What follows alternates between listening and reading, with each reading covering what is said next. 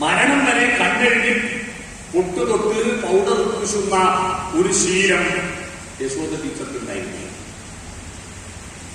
ഒരിക്കൽ പോലും പൗഡർ ഇട്ട് നടന്നില്ല.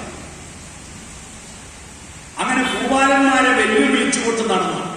അങ്ങനെ നടന്ന് ആ സ്കൂളിൽ പഠിച്ചിട്ട് മലബാറിൽ ആദ്യത്തെ അവർണജാതിയിൽപ്പെട്ട SLC പാസ്സായ ESLC, എലിമെന്ററി സർട്ടിഫിക്കറ്റ്, അതാ ESLC. അങ്ങനെ ESLC പാസ്സായ ഒരു പെണ്ണാണ് ആദ്യത്തെ ESLC. നല്ലൊരു പെണ്ണ്. ബാക്കിയെല്ലാം ആണുങ്ങളെ പെണ്ണുങ്ങളെത്താം. സ്ത്രീകളുടെ ജോലി എന്താ? സ്ത്രീകൾ ജോലിക്ക് പോകണ്ടെന്നാ. സ്ത്രീകളെ ജോലി കഞ്ഞി വെക്കണം, കലം പഠിക്കണം, കുടിച്ചു വന്ന ചെറുപ്പക്കാരന്റെ അടിയിൽ കൊള്ളണം. ഒരു നാടപ്പാട്ടുള്ള വ്യക്തിയാണ്. ഇതാണ് സ്ത്രീകളുടെ ജോലി. വീട്ടിൽ അടുക്കള പണിയെടുക്കുക, മുറ്റ പഠിക്കുക, അരിച്ചുമാരുക, പ്രസവിക്കുക. ഇത് മാത്രം ചെയ്താൽ മതി എന്ന് ഭാരതത്തിലെ ഹിന്ദുമതം മാത്രമല്ല, ലോകത്തെ എല്ലാ മതം ഇതാണ് ബാധ്യം. അതുകൊണ്ട് സ്ത്രീകൾ, മതത്തിൽ വിശ്വസിക്കുന്ന സ്ത്രീകൾ വിഡ്ഢികളാണ്. സ്ത്രീകളാണ് ഈ മതത്തിന്റെ പേരിൽ ഇറങ്ങി ഓടുന്നത്. കൂടുതൽ അങ്ങോട്ട് പോകുന്ന സ്ത്രീകളാണ്. പക്ഷേ ലോകത്തിൽ ഇതുവരെ ഏതെങ്കിലും ഒരു മതം സ്ത്രീകൾക്ക് പ്രാമുഖ്യം കൊടുത്തിട്ടുണ്ടോ നിങ്ങൾ അറിയിക്കുന്നു? ഏതെങ്കിലും ഒരു അമ്പലത്തിൽ സ്ത്രീയായി പൂജാരിയായി വെച്ചിട്ടുണ്ടോ? ഉണ്ടോ? ഇല്ല. ഇസ്ലാം മതത്തിലുണ്ടോ? ഹിന്ദു മതത്തിലുണ്ടോ? മുസ്ലിം മതത്തിലുണ്ടോ? എന്തിന് ഉറപ്പില്ലാണ്ട് ഈ പെണ്ണുങ്ങള് ഈ ഘോഷയാത്ര എന്ന് പറഞ്ഞിട്ട് ബാനർ പിടിച്ചിട്ട് ഇതും പിടിച്ച് നടക്കുന്ന കാണുന്ന എനിക്ക് മൂക്കത്ത് വരുന്ന വെക്കാറുണ്ട്. ഇവര് മുഴുവൻ ഈ മുഖ്യസ്ഥന്മാരെ മുഴുവൻ സ്ത്രീകളെ അടിമകളാക്കി വെച്ചിട്ട് ഒരു മതത്തിലും സ്ത്രീകൾക്ക് പൗരോഹിത്യത്തിലോ അല്ലെങ്കിൽ മേധാവിത്വത്തിലോ സ്ഥാനം കൊടുക്കാത്തതാണ് ലോക ചരിത്രം. ഒരു മതത്തിലും സ്ത്രീകൾക്ക് പ്രാമുഖ്യമില്ല. അവരെ മുഴുവൻ അടിമകളാക്കുക. മനസ്സിലായി? ഭർത്താവ് മരിച്ചാൽ ആ ചിതയിൽ ചാടി മരിക്കണം സ്ത്രീകളെന്ന് നിയമമുണ്ടാക്കിയ സ്ത്രീകളല്ല, ആണുങ്ങളാണ്. എന്നിട്ടോ അത് നിരോധിച്ചിട്ട് ബ്രിട്ടീഷ് സർക്കാർ ഉത്തരവ് പ്രകടിപ്പിച്ചു. ഇതൊരു തൂങ്ങിയാസായിട്ട് ബ്രിട്ടീഷ് സർക്കാരാണ് സതി നിരോധിച്ചിട്ട് ഉത്തരവ് പ്രകടിപ്പിച്ചത്. അതിനെതിരായിട്ട് ഞങ്ങൾക്ക് ഭർത്താവിന്റെ ചിതയിൽ ചാടി മരിക്കാൻ സ്വാതന്ത്ര്യം എന്ന് പറഞ്ഞിട്ട് പ്രകടനം നടത്തി എവിടെ ജയിക്കും സ്ത്രീകൾ.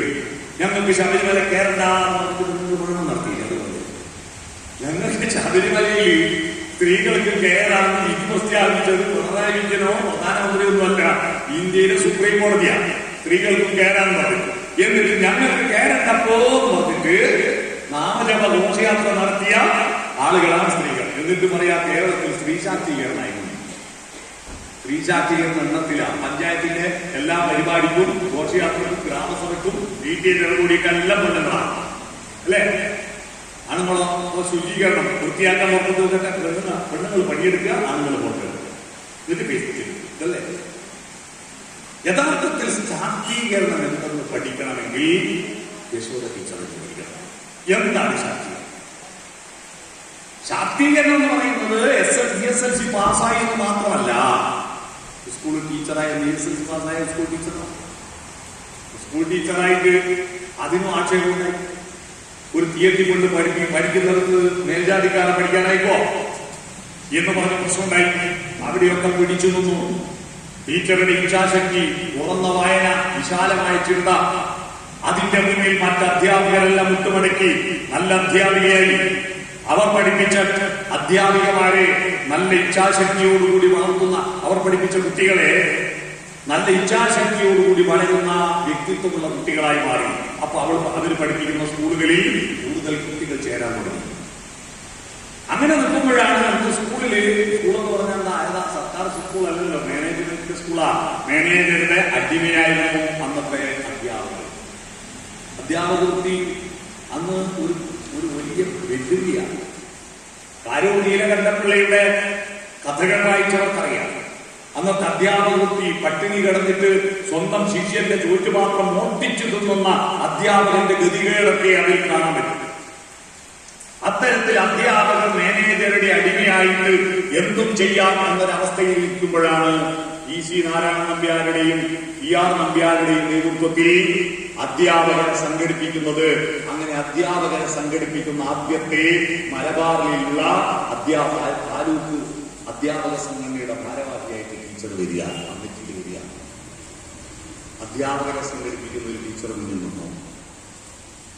അതിനു മുമ്പ് കമ്മ്യൂണിസ്റ്റ് പാർട്ടി ഉണ്ടാക്കുന്നതിന് മുമ്പ്, കമ്മ്യൂണിസ്റ്റ് പാർട്ടിയിൽ അംഗമാകുന്നതിന് മുമ്പ് മഹിളാ സമാജം കോൺഗ്രസിന്റെ സംഘടനയാണ്. ആ മഹിളാ സമാജത്തിന്റെ മലബാറിലെ ആദ്യത്തെ മഹിളാ കമ്മിറ്റിയുടെ ഭാരവാഹിയായി ടീച്ചറുകൾ സ്ത്രീകൾ രാഷ്ട്രീയത്തിൽ ഇറങ്ങണമെന്ന ചിന്തയിലേക്ക് അവരെ കൊണ്ടുവന്നത്, ഇവിടുത്തെ ആളുകളെ കൊണ്ടുവന്നത് അവരാണ്. കോൺഗ്രസിന്റെ എത്രയെത്ര സമ്മേളനങ്ങളിലാണെന്നറിയുമോ ഈ മലബാറിന്റെ പ്രതിനിധിയായിട്ട് ടീച്ചർ പങ്കെടുത്തത്? അന്നൊരു സമ്മേളനത്തില് റാഞ്ചിയിൽ പോയിട്ടുണ്ട് ടീച്ചർ. റാഞ്ചി എന്ന് പറഞ്ഞാൽ ഇന്ന് പാകിസ്ഥാനിലാണ്. പാകിസ്ഥാനാണ് ഇന്ത്യയിലാണ്. നിങ്ങൾ ആലോചിച്ചോക്കട്ടെ, ഇവിടുന്ന് നമ്മൾ ഏതെങ്കിലും ഒരു സ്ത്രീയെ ഒരു പാർട്ടി മഹിളയുടെ സമ്മേളനത്തിൽ ഡൽഹിയിൽ പോകണം, ബീഹാർ പോകണം, ആസാമിൽ പോകണം എന്ന് പറയുമ്പോ അതിന് ആരോടെല്ലാം ചോദിക്കണം? ഇപ്പോ ഈ പുതിയ പുരോഗമനം നേടിയിരിക്കുന്ന കാലഘട്ടത്തിൽ ആരോടെല്ലാം ചോദിക്കണം? ഇന്ന് ആരുടെ കൂടെ ഉണ്ടാവുമെന്ന് അറിയണം, എത്രയാ പൈസ കൊടുക്കുന്നതായിരിക്കണം. ഇതൊന്നും ഇല്ലാത്ത കാലത്താണ് ടീച്ചർ അന്ന് റാഞ്ചിയിൽ പോകണമെങ്കിൽ എത്ര ദിവസം ട്രെയിനിൽ കയറിയിട്ട് എങ്ങനെയെല്ലാം പോകണം. റാഞ്ചിയിലെ സമ്മേളനത്തിൽ പങ്കെടുക്കുന്നത്, ബോംബെയിലെ സമ്മേളനത്തിൽ പങ്കെടുക്കുന്നത്, ഡൽഹിയിലെ സമ്മേളനത്തിൽ പങ്കെടുക്കുന്നത് സ്വാതന്ത്ര്യം കിട്ടുന്നതിന് മുമ്പാണ്. നോക്കണം, 1916 ടീച്ചർ ജനിച്ചു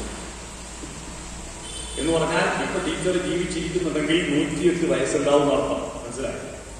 ആ കാലഘട്ടത്തിലാണ് സ്ത്രീകൾ എന്ന് പറയുന്നത് വെറും ഭാര്യയായിട്ടും അഥവാ ഭാര്യയായി തന്നെ 6 കാരണങ്ങളുണ്ടെങ്കിൽ ആ പെണ്ണിനെ ഉപേക്ഷിക്കാൻ ഭർത്താവിന് എന്ന് എഴുതി വെച്ച നാടായിരുന്നു. 6 കാരണത്തിലൊരു കാരണമുണ്ട്. എന്താ കാരണം? വിവാദശീലാം സ്വയമർത്ഥചോരിണീം പരാനുകൂലാം അതിദോഷഭാഷിണീം അഗ്രാശിനീം അന്യഗൃഹപ്രവേശിനീം ഭാര്യാന്ത്യജേത് പുത്രദശപ്രസൂതിക. കേട്ടിട്ടുണ്ടോ? 6 കാരണം. വിവാദശീലാം, ഭർത്താവിനോട് തർക്കിക്കാൻ പാടില്ല, ആരോട് തർക്കിക്കരുത്, എന്ത് പറഞ്ഞാലും കേട്ടുകൊള്ളുക. സ്വയമർത്ഥചോരിണി, സ്വന്തം പണം മോഷ്ടിച്ചാണ്. അങ്ങനെ സ്വന്തം പണം മോഷ്ടിക്കുന്നു. സ്വന്തം പണം ഭർത്താവിനോട് ചോദിക്കാതെ എടുത്താൽ അത് മോഷണമാണ്. അങ്ങനെ എടുത്തിട്ടുണ്ടെങ്കിൽ അവളെ ഉപേക്ഷിക്കണം. പരാനുകൂല, മല്ലിനെ അനുകൂലിച്ച് പറയരുത്. എന്റെ ഭർത്താവാണ് ദൈവം, അതിലും വലിയ ലോകത്ത് ഒരാളില്ല, വേറൊരാളും നല്ല ആളല്ല, ഏറ്റവും സുന്ദരൻ ഭർത്താവുമാണ്. പരാനുകൂല. പതിദോഷഭാഷിണി, ഭർത്താവിന്റെ കുറ്റം ആരോടെങ്കിലും പറഞ്ഞിട്ടുണ്ടെങ്കിൽ ഉപേക്ഷിക്കണം. അഗ്രാശിനി, ഭർത്താവിനേക്കാൾ മുമ്പ് ഭക്ഷണം കഴിച്ചിട്ടുണ്ട്, ഭർത്താവിനേക്കാൾ മുമ്പ് ഭക്ഷണം കഴിച്ചിട്ടുണ്ട്, ഉപേക്ഷിക്കണം. മനസ്സിലായി? ഇതെങ്ങാനും നടപ്പിലാക്കിയ എന്റെ ഭാര്യയെല്ലാം പട്ടിണിയായി ചത്തു. കാരണം ഞാൻ എപ്പോൾ ചോദിക്കുന്നതാണ്. അഗ്രാശിനിയും അന്യഗൃഹപ്രവേശിനിയും, അന്യന്റെ വീട്ടിൽ പോയി ഇരുന്നിട്ടുണ്ടെങ്കിൽ ഭർത്താവിന്റെ കൂടെ അല്ലാതെ മറ്റൊരു വീട്ടിൽ പോയിട്ടുണ്ട്, അവർ ഉപേക്ഷിക്കണം. ഇത് നടപ്പിലായിട്ടുണ്ടെങ്കിൽ ഏതെങ്കിലും കുടുംബശ്രീയിലെ സ്ത്രീക്ക് ഭർത്താവുണ്ടാവും. എല്ലാ കുടുംബശ്രീയും ആരാന്റെ വീട്ടിലല്ല. അന്യഗൃഹപ്രവേശിനി, ഇത്തരം ചെയ്തിരിക്കുന്ന ഭാര്യ ഉപേക്ഷിക്കണം. പുത്രദശപ്രസൂതിക, 10 മക്കളെ പറ്റിയിട്ടുണ്ടെങ്കിൽ ഉപേക്ഷിക്കണമെന്ന് എഴുതി വെച്ച നാടാണ് നമ്മുടെ നാട്. അറിയണം നിങ്ങൾ, ആ നാട്ടിൽ ഇന്ന് പോലും അതിൽ നിന്ന് ഏറെയൊന്നും മുന്നോട്ട് പോകാൻ നമുക്ക് കഴിഞ്ഞിട്ടില്ല. ഏറെയൊന്നും മുന്നോട്ട് പോകാൻ കഴിഞ്ഞിട്ടില്ല എന്നുള്ളതിന്റെ തെളിവ് ഞാൻ തരാം. ഇത്രയും കുടുംബശ്രീയും ഇത്രയും സ്ത്രീ ശാക്തീകരണം ഉണ്ടായിട്ട് ഇവിടെ ഇരിക്കുന്ന ഏതെങ്കിലും പെണ്ണുങ്ങള് കല്യാണത്തിന് മുമ്പ് ഭർത്താവിന്റെ വീട് കണ്ടിട്ടുണ്ടോ? താൻ ജീവിക്കാൻ പോകുന്ന വീട് ഭർത്താവിന്റെ വീടല്ലേ? കല്യാണം കഴിഞ്ഞാൽ ഭർത്താവ് പെണ്ണിന്റെ വീട്ടിലല്ലല്ലോ, ആണോ? അങ്ങനെയാണോ? ഭാര്യന്റെ വീട്ടിൽ പോയി താമസിക്കുന്നത് നാണക്കേടാണത് ചൊല്ലിട്ടല്ലോ. ഭാര്യാഗൃഹേ പരമസുഖേ 10 ദിനേ പറ്റി സമയമാണ്. 10 ദിവസം കഴിഞ്ഞാൽ നായ്ക്കളില്ല, അതുകൊണ്ട് പോവില്ല. അഥവാ പോകുന്നുണ്ടെങ്കിലോ എപ്പം പറഞ്ഞ എന്റെ സുഹൃത്ത്, ഞാൻ ഭാര്യ വീട്ടിൽ മാസത്തിൽ 2 പ്രാവശ്യം പോവും, പോയാൽ ഒരു 5 ദിവസം എടുക്കും. മാസത്തിൽ 2 പ്രാവശ്യം പോയാൽ ഒരു 5 ദിവസം എടുക്കും. മനസ്സിലായി? അങ്ങനെ ഭാര്യ വീട്ടിൽ പോയി നിൽക്കുന്നത് മോശമാണ്. അതുകൊണ്ട് ഭാര്യ വീട്ടിലല്ല, ഭർത്താവിന്റെ വീട്ടിലെ ഭാര്യ നിൽക്കുക. എന്നാൽ ആ ഭർത്താവിന്റെ വീട് കല്യാണത്തിന് മുമ്പേ കാണാൻ ഇന്നും പെണ്ണിന് ചാൻസ് ഉണ്ടോ? അതാലോചിച്ചൊക്കെ എത്ര പുരോഗമനം പറഞ്ഞാലും ഇപ്പോഴും താൻ എപ്പോഴെങ്കിലും പോകുന്ന വീട് ഭാര്യയുടെ വീട് കാണാതെ കല്യാണം കഴിച്ച് ഏതൊക്കെയാണ്? ഇല്ലല്ലോ. ഭാര്യ വീട്ടിലെല്ലാ ഭർത്താവും പോയി കാണും കല്യാണത്തിന് മുമ്പേ. എന്നാ ഭർത്താവിന്റെ വീട് കല്യാണത്തിന് മുമ്പേ പെണ്ണിന് ഇന്നും കാണാൻ ചാൻസ് ഉണ്ടോ? ഇല്ല. അപ്പൊ സ്ത്രീ ശാക്തീകരണം കൃത്യമായി നടന്നോ? ഇല്ല, ഇല്ലല്ലോ. വേണ്ടത്രയൊന്നും ഇതുവരെ ആയിട്ടില്ല. അപ്പൊ ഈ 21ാം നൂറ്റാണ്ടിൽ ഇങ്ങനെയാണെങ്കിൽ 20-ാം നൂറ്റാണ്ടിന്റെ ആദ്യ പകുതിയിലാണ് ഈ സംഭവങ്ങൾ നടക്കുന്നത്. ടീച്ചറുടെ കാര്യം ആ കാലത്താണ് ടീച്ചർ അധ്യാപക പ്രസ്ഥാനത്തിന്റെ പ്രവർത്തകയായും കോൺഗ്രസിന്റെ മഹിളാ സമാജത്തിന്റെ പ്രവർത്തകയായും മുന്നോട്ട് പോകുന്നത്. അങ്ങനെ പോകുന്ന സമയത്താണ് കമ്മ്യൂണിസ്റ്റ് പാർട്ടിയുമായിട്ട് ബന്ധപ്പെടുന്നതും കമ്മ്യൂണിസ്റ്റ് പാർട്ടിയുടെ ദേശാഭിമാനി വാരികയുടെ ലേഖികയായിട്ട് ആദ്യത്തെ കേരളത്തിലെ വനിതാ പത്രപ്രവർത്തക യശോദ ടീച്ചർ. ആദ്യത്തെ വനിതാ പ്രവർത്തകയൊന്ന് ആദ്യത്തെ ഭീകരമായ മർദ്ദനം ഏൽക്കേണ്ടി വന്ന വനിതാ പ്രവർത്തകയും പത്രപ്രവർത്തകയും യശോദ ടീച്ചർ. പത്രപ്രവർത്തനത്തിന്റെ പേരിൽ ആ പത്രപ്രവർത്തനം കേവലം വനിതകൾക്ക് വേണ്ടിയിട്ടുള്ള പത്രപ്രവർത്തനം അല്ല കേട്ടോ. കേരളത്തിൽ ഇന്ത്യയിലെ ഉജ്ജ്വല സമരങ്ങളിൽ ഏറ്റവും പ്രമുഖമായിരുന്ന സമരം കയ്യൂർ സമരമാണല്ലോ.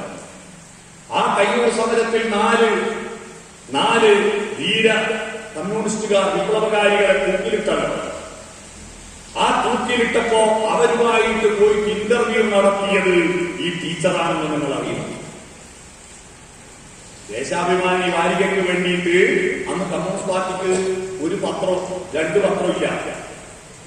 അന്ന് ദേശാഭിമാനി വാരികയും അന്ന് തെക്കോട്ട് ജനീയവും ഇങ്ങോട്ട് ദേശാഭിമാനിയും. ദേശാഭിമാനി പത്രമല്ല, വാരികയാണ്.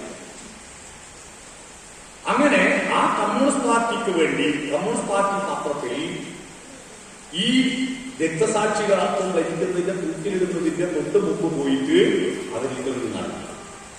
ആ ഇന്റർവ്യൂവിലാണ് ഇന്ന് നമ്മൾ അറിയപ്പെടുന്ന അപ്പവും ചിരുവണ്ടനും ചാത്തുകുട്ടിയും അമ്മുവും ഈ ലോകത്തോട് പറഞ്ഞ സഖാക്കളെ, നിങ്ങൾ ആരും നിരാശപ്പെടരുത്, നമുക്കൊരു നല്ല ദിനം വരും, ഞങ്ങൾ ആത്മധൈര്യത്തോടു കൂടിയാണ് തൂക്കുമരത്തിലേക്ക് പോകുന്നത്, ഞങ്ങൾക്ക് ഒരു സങ്കടവുമില്ല എന്ന വാക്കുകളെല്ലാം അവർ മൈക്കുകെട്ടി പ്രസംഗിച്ചതല്ല, ടീച്ചർ എഴുതിയിട്ട് പത്രത്തിൽ പ്രസിദ്ധീകരിച്ചതാണ്.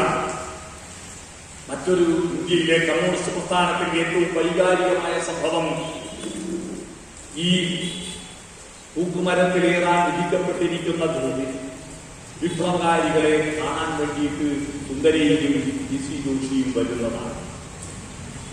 PC ജോഷി വന്നിട്ട് കമ്മ്യൂണിസ്റ്റ് പാർട്ടിയുടെ ജനറൽ സെക്രട്ടറി, ഇന്ത്യൻ ഗാന്ധി എന്നറിയപ്പെടും, കമ്മ്യൂണിസ്റ്റ് ഗാന്ധി എന്നറിയപ്പെടുന്ന PC ജോഷി ഒരു കാർഗിൽ ഹൗസ് കൊടുത്തിട്ട് സൈക്കിൾ കൊടുത്തിട്ട് ഇന്ത്യ മുഴുവൻ ചുറ്റുന്ന പാർട്ടി ജനറൽ സെക്രട്ടറി. ആ ജനറൽ സെക്രട്ടറി ആയിരിക്കുന്ന PC ജോഷി ഈ സഖാക്കളെ കണ്ടിട്ട് കരഞ്ഞതും, അപ്പൊ സഖാവേ നിങ്ങൾ കരയരുതെന്ന് പറഞ്ഞിട്ട് അവരെ PC ജോഷി ആശ്വസിപ്പിക്കുന്ന ആ വിപ്ലവകാരികളുടെ വാർത്ത ഈ ലോകത്തിന് ആദ്യം റിപ്പോർട്ട് ചെയ്യുന്നത് യശോദ ടീച്ചർ. 1947 ആദ്യത്തെ സംസ്ഥാന സമ്മേളനം, കമ്മ്യൂണിസ്റ്റ് പാർട്ടിയുടെ ആദ്യത്തെ സംസ്ഥാന സമ്മേളനം 47 അതുവരെ കമ്മ്യൂണിസ്റ്റ് ഘടകം രൂപീകരിച്ച് പി കൃഷ്ണപിള്ളാവിന്റെ സെക്രട്ടറി ആയിട്ടല്ലാതെ സംസ്ഥാന തലത്തിൽ സമ്മേളനം ചേർന്നിരുന്നില്ല. ആ സംസ്ഥാന സമ്മേളനത്തിൽ പ്രതീതിയായിരുന്നു ടീച്ചർ. അത് കഴിഞ്ഞ് നടന്ന പാർട്ടി കോൺഗ്രസിൽ പ്രതീതി, 1ാം പാർട്ടി കോൺഗ്രസ് മുതൽ പ്രതീതിയായിരുന്നു ടീച്ചർ. നിങ്ങൾ അറിയണം, കമ്മ്യൂണിസ്റ്റ് പാർട്ടിയുടെ പാർട്ടി കോൺഗ്രസിൽ പ്രതീതിയായിരുന്നു ടീച്ചർ. 47 അവരെ അതിനു മുമ്പ് MSPക്കാരും പോലീസുകാരും കോൺഗ്രസ് കൂട്ടങ്ങളുണ്ട്, അവരെ മർദ്ദിച്ചു. ഉടുതുണി അയച്ചിട്ട് ഈ കണ്ടത്ത് കൊത്തിയിട്ട കട്ടയില്ല, കട്ട ഉടച്ചിട്ടാകുമ്പോ പച്ചക്കറിയുണ്ട്. കട്ട ഉടക്കലെന്ന് പ്രധാനപ്പെട്ട പറ്റി ഈ കട്ട കൊത്തി മറിച്ചുകയും പിന്നെ അത് പെണ്ണുങ്ങൾ പോയിട്ട് ഉടക്കും. ഈ കട്ട ഉടക്കാത്ത കട്ടകളുടെ ഇടയിലൂടെ അവരെ വലിച്ചെടുച്ചു കൊണ്ടുപോയി, വസ്ത്രമില്ലാതെ വലിച്ചിഴച്ചു കൊണ്ടുപോയിട്ട് അവരെ ചെയ്തറിയോ, കടവിൽ പാപ്പിടിശ്ശേരിയിൽ വെച്ച് ചെയ്തതാണ്. അവരുടെ ജനനേന്ദ്രിയത്തിലേക്ക് മൂക്കിൽ കുത്തിക്കഴിഞ്ഞിട്ട് അവരുടെ ഗർഭപാത്രം കുത്തി തോരനോട്ടിയറിയണം. അതറിയണം, എന്തൊരു ഭീകരതയാണ്. MSPക്കാരും കോൺഗ്രസിന്റെ ചിന്തകൾ ചെയ്തു. അങ്ങനെ രക്തത്തിൽ കുളിച്ചു കിടക്കുന്ന ആ സ്ത്രീയെ എടുത്തിട്ട് നാട്ടുവൈദ്യന്മാരെടുത്ത് കൊണ്ടുപോയിട്ടാണ് ചികിത്സിച്ചിട്ട് അവർ തിരിച്ചു വന്നത്. ഇനി ഒരിക്കലും തനിക്ക് ഒരമ്മയാവാൻ പറ്റില്ല എന്ന യാഥാർത്ഥ്യം അവർ തിരിച്ചറിയുകയും മരിച്ചു എന്ന് പറഞ്ഞിട്ട് ഉപേക്ഷിക്കുക. അന്ന് അവരുടെ ബ്ലൗസിന്റെ കുടുക്കുകൾ പൊട്ടിച്ചടിച്ചു. ഗൗരവ രാജ്യസഭയിൽ തന്റെ മുടിക്കെട്ടഴിച്ച ദുശാസനെ കൊന്നിട്ട് അവന്റെ നെഞ്ചിലെ രക്തം എന്റെ മുടിയിൽ പുരട്ടിയാൽ മാത്രമേ ഞാൻ ഇനി മുടി കെട്ടുകയുള്ളൂ എന്ന് ശപഥം ചെയ്ത പാഞ്ചാലിയുടെ, ദ്രൗപദിയുടെ ആ ശപഥമില്ലേ, ആ ശപഥം പോലുള്ള ഒരു ശപഥത്തെ പറ്റി നിങ്ങൾ കേട്ടിട്ടുണ്ട്. ആ ശപഥമാണ് ടീച്ചർ പറഞ്ഞത്. അവർ കുടിച്ച് പൊട്ടിച്ചെറിഞ്ഞ എന്റെ ബ്ലൗസിന്റെ കുടുക്ക് ഈ ഞാൻ ഒരിക്കലും കുടുക്കുള്ള ബ്ലൗസ് കിട്ടില്ല, കുടുക്കില്ല. പണ്ട് ബോഡീസ് പറഞ്ഞിട്ട് തുണി ഇങ്ങനെ പക്കത്ത് കൂട്ടിക്കെട്ടലും, ആ കൂട്ടിക്കെട്ടലും പിന്നെ കുത്തിയിട്ടുള്ള ബ്ലൗസ് മാത്രമേ ടീച്ചർ ധരിക്കുന്നവര്, പിന്നെ കുടുക്കുള്ള ബ്ലൗസ് ഇല്ല. നേരത്തെ ഒരു ശബ്ദമുണ്ട്, പൊട്ട് തൊട്ടില്ല, പൗഡർ തൊട്ടില്ല, കൺമഷി ചെയ്തില്ല. അതുപോലത്തെ അടുത്ത ശബ്ദമാണ് പാഞ്ചാലിയുടെ കഥകൾ നമ്മളെല്ലാവരും പറയും. നമ്മുടെ നാട്ടിലുള്ള ഒരു പച്ച മലയാളി സ്ത്രീയുടെ ഈ ശബ്ദത്തെ പറ്റി നമ്മൾ എത്ര പേർ കേട്ടു. ഞാൻ എനിക്ക് കുടുക്കുള്ള ബ്ലൗസ് ഇല്ല എന്ന് ശബ്ദം. ആ വെള്ള